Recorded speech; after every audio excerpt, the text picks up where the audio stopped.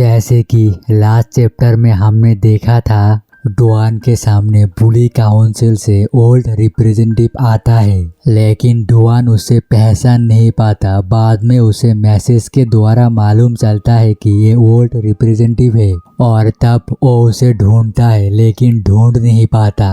अब आगे सिस्टम में नोटिफिकेशन आता है, condition met, the old notebook is reacts. Duan इस नोटबुक को देखकर कहता है, ये तो तभी हम लोगों को पास्ट में दिखाया जाता है, जहाँ पर डुआन चैलेंजर टावर के लोएस्ट फ्लोर में था। मैं आप लोगों को उतनी डिटेल में नहीं बताऊंगा, आप लोगों को मैं शॉर्टकट में बता देता हूँ। जब डुआन लोएस्ट फ्लोर को क्लियर किया था, तब उसे एक हिडन अवार्ड मिला था और वो अवार्ड यही नोटबुक था। और इस नोटबुक से डुआन अपने पिता की मेमोरी को देख सकता है। अब सीन प्रेजेंट में शिफ्ट होता है, जहाँ पर डुआन अपने पिता की मेमोरी में जाकर देखता है कि उसके पिता किसी को देखकर कह रहा होता है कि वो पहली बार था जब उसे मैंने पहली बार देखा था, और उस बच्चे को देखकर ऐसा लग रहा था कि मैं कोई जंगली पेट से मिल रहा हूँ। और डुआन ये सब देखकर शॉक्ड होता है और कहता है, आखिरकार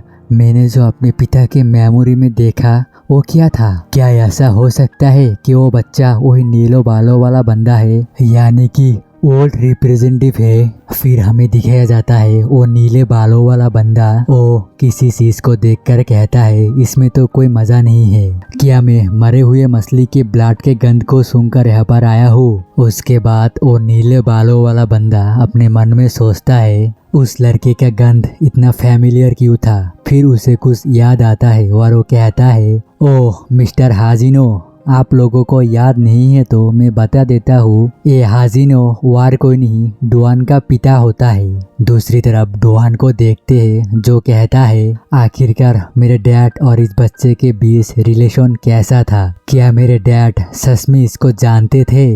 और सिस्टम में नोटिफिकेशन आता है, अब तुम्हारा नेक्स्ट टारगेट है ये ब्लू हेयर वाला बंदा। फिर हमें पास्ट का सीन दिखाया जाता है, जो डुआन की डैड होता है वो पहाड़ी से चढ़कर कहीं पर जा रहा होता है और तभी उसे पीछे से किसी की गिरने की आवाज आता है और हमें दिखाया जाता है ये वार कोई नहीं, वही छोटा बच्चा होता है। डुआन के पिता को देखते हैं, जो कहता है, हे बच्चे, क्या तुम ठीक हो? क्या तुम्हें कहीं पर चोट लगा है? लेकिन हम उस बच्चे को देखते हैं जो किसी सांप को खा रहा होता है, लेकिन तभी वो बच्चा उस सांप को डुआन के पिता के मुंह पर फेंक कर वहाँ से दौड़ के चला जाता है। डुआन के पिता कहता है, हे रुको रुको, कहाँ जा रहे हो? हे बच्चे रुको। उसके बाद डुआन का पिता भी उसके पीछे पीछे आकर कहता है, हे बच्चे, क्या तुम यहाँ पर हो? मैं तुम्हें ढूंढ ही लिया। और हमें उसी बच्चे को दिखाया जाता है जो डुआन के पिता की तरफ घूर के देख रहा होता है। डुआन के पापा कहता है, तो ये एक नॉर्मल बच्चा नहीं है, वो मेरे सामने ही एक सांप को कच्चा चबा रहा था। डुआन के पापा उसी बच्चे से कहता है, क्या तुम इसी माउंटेन पे रहते हो? जो सुन के वो बच्चा कुछ भी नहीं कहता, सिर्फ डुआन के पापा की तरफ घूर के देख रहा होता है। ये देख के डुआन के पापा कहते हैं, मुझे लगता है इस बच्चे को बात करना नहीं आता, मुझे लगता है मुझे हाथ के इशारों से इससे कम्युनिकेट करना चाहिए। उसके बाद डुआन के पिता उसके तरफ हाथ बढ़ाता है, लेकिन वो बच्चा डुआन के पिता को मिडिल फिंगर दिखा देता है, जिसे देखकर डुआन के पिता हंसने लगता है और अपने बैग से कुछ निकालने लगता है और अपने मन में सोचता है, मुझे लगता है मुझसे बहुत बड़ी गलती हो गई। उसके बाद डुआन के पिता कुछ खाने की चीज उस बच्चे के सामने रखता है और कहता है, ये रहा मेरी तरफ से माफीनामा। उसके बाद वो बच्चा उस खाने की चीज को लेकर वहाँ से दौड़ के भाग जाता है। डुआन के पिता कहता है, अरे ये तो बहुत ही ज्यादा फास्ट है। उसके बाद डुआन के पिता सामने देखकर वार भी ज्यादा हैरान हो जाता है, क्योंकि यहाँ पर बहुत सारा जंगली जानवर मरा हुआ होता है। डुआन के पिता कहता है, क्या एक छोटा बच्चा इतने सारे जानवर को मार सकता है? मुझे तो यकीन ही नहीं हो रहा है, क्या एक छोटा बच्चा ये सब कर सकता है? उसके बाद सीन शिफ्ट होता है और हम चोई की मैनेजर को देखते हैं, जो किसी को कह रही होती है कि जैसा कि मैंने आपको पहले ही बताया है, जो ओल्ड रैफ है वो आजाद हो चुका है। और एक बात जो मैंने आपको बताना भूल गया, जो बोरमाइडोंग का रैप है हाडवान वो वापस आ चुका है और वो आते ही एक रैप लेवल के बंदे को हरा दिया, वो भी बहुत ही आसानी से। लेकिन सच में मैं बहुत ही ज्यादा शॉक्ड हूँ। वो जब पहली बार बुली काउंसिल में आया था उस समय में और आपकी समय में बहुत ही ज्यादा डिफरेंस है। आखिर उसका इतने इम्प्रेसिव ग्रोथ कैसे हुआ? क्या सच में जो तुम बता रहे हो वो सही है? तब तो मुझे ये देखने में बहुत ही ज्यादा मजा आएगा जब ओल्ड रैप में से एक और हार्ड वन आमने सामने मिलेंगे, तब कौन किसको दबाएगा। मुझे ये देखने में बहुत ही मजा आएगा कि कौन जिंदा रहेगा, हार्ड वन या फिर ओल्ड रैप। फिर सीन शिफ्ट होता है डुआन की ओर। वो चलते चलते अपने घर की ओर जा रहा होता है और अपने मन में सोचता है आखिर वो बच्चा और मेरे डैड के बीच क्या रिलेशन था। आखिर जो सिस्टम है वो मुझे क्यों क्वेस्ट दे दिया कि मुझे XX यानी कि ब्लू हेयर वाले बंदे को हराना है। मुझे लगता है कि जो डैड थे और जो ब्लू हेयर वाले बंदे थे उनके बीच में रिलेशन कुछ खास अच्छा नहीं था। लेकिन अचानक से लाइट बंद हो जाता है और डुआन अपने पीछे कुछ महसूस करता है। हम देखते हैं डुआन के पीछे ब्लू हेयर वाला बंदा आ चुका है। वो कहता है आखिरकार मैं तुम्हें ढूंढ ही लिया। उसके बाद वो दोनों एक दूसरे के ऊपर पंच मारता है जिसके वजह से डुआन पीछे चला जाता है और वो ब्लू हेयर वाला बंदा भी पीछे चला जाता है। डुआन चलते चलते कहता है मैं तो तुम्हें ही ढूंढने का प्लान कर रहा था कि मैं तुम्हें कहाँ पर ढूंढूं, लेकिन तुम तो खुद ही मेरे सामने आ गए। ब्लू हेयर वाला बंदा कहता है हाँ, जैसा कि मुझे याद था मिस्टर हाजिनो हाउस। ऐसा कहते हुए ब्लू हेयर वाला बंदा अटैक करने के लिए आगे बढ़ गया होता है और वो कहता है हाजिनो ये श्रापित नाम और तुम हो उसके बच्चे।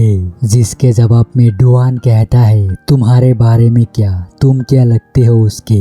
और ऐसा कहते हुए डुआन उसके सर पर एक पांच मार देता है। डुआन कहता है आखिरकार मुझे बताओ मेरे पिता के साथ तुम्हारा रिलेशन क्या था। ब्लू हेयर वाला बंदा कहता है तुम उसकी बात कर रहे हो, उसने मुझे इंसान से जानवर बना दिया है। ऐसा कहते हुए वो डुआन पर एक किक मार देता है जिससे डुआन बहुत ही पीछे जाके गिरता है। उसके बाद डुआन उस जगह की लाइट ऑफ कर देता है जिसे देखकर नीले बालों वाला बंदा कहता है आखिरकार तुमने लाइट क्यों ऑफ किया, इससे तो तुम्हारा ही घाटा होगा। तुम्हें तो पता है इंसान को लाइट की जरूरत होती है लेकिन मुझे नहीं। ऐसा कहते हुए वो बहुत ही जोर जोर से हंसता है। उसके बाद हमें दिखाया जाता है डुआन के सिस्टम में नोटिफिकेशन आता है level 1 charge, level 2 charge. Blue hair वाला बंदा कहता है आखिरकार वो बंदा कहाँ गया। उसके बाद हम देखते हैं उस ब्लू हेयर वाले बंदे के पीछे डुआन आ चुका होता है।